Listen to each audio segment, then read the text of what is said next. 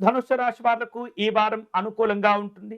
మీ యొక్క ఆలోచనలు, ఆశయాలు ఫలించేటటువంటి వారంగా ఉండబోతుంది.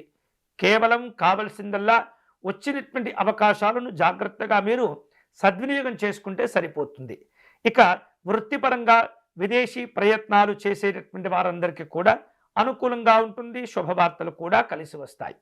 ఈ వారం ధనుస్సు రాశి వారు ఉద్యోగంలో మంచి ఉన్నతిని సాధించుకోగలుగుతారు.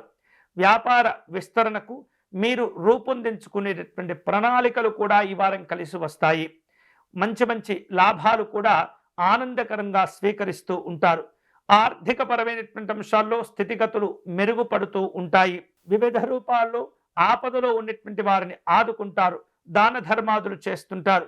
ధార్మిక కార్యక్రమాలకు విరాళాలు కూడా ప్రకటించేటటువంటి అవకాశాలు ఉండబోతున్నాయి.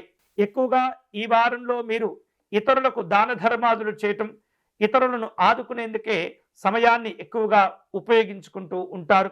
అలాగే ఉన్నతపరమైనటువంటి చదువుల విషయంలో అన్ని రకాల అనుకూలతలు కలిసి వస్తాయి.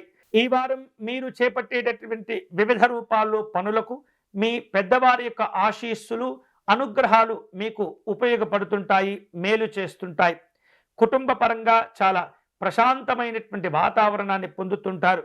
విద్యార్థులకు ఉన్నత చదువులు కలిసి వస్తుంటాయి. సుదూరమైనటువంటి ప్రాంతాలకు వెళ్ళే ఆలోచనలు చేసేటటువంటి వాళ్లకు అనుకూలంగా ఉండబోతుంది. ఆరోగ్యం బాగుంటుంది, కానీ అధికమైనటువంటి ఆహారాన్ని తీసుకోవటం వలన కొంత ఒత్తిడి ఏర్పడుతుంది. జాగ్రత్తగా ఉండండి. ఆహార విహారాదుల్లో ఏమాత్రం కూడా నిర్లక్ష్యంగా ఉండకూడదు. దూర ప్రయాణాలు లాభాలను కలుగచేస్తుంటాయి. పుణ్యక్షేత్ర దర్శనాలు చేసుకోగలుగుతారు. సమాజంలో గౌరవ మర్యాదలు కూడా కలిసి వస్తుంటాయి. నూతనంగా వివిధ రూపాల్లో వివిధ కార్యక్రమాల్లో బాధ్యతతో కలిసి పనిచేస్తూ ఉంటారు. వారాంతంలో కుటుంబ సభ్యులతో కలిసి వినోదపరమైనటువంటి కార్యక్రమాల్లో పాల్గొంటారు.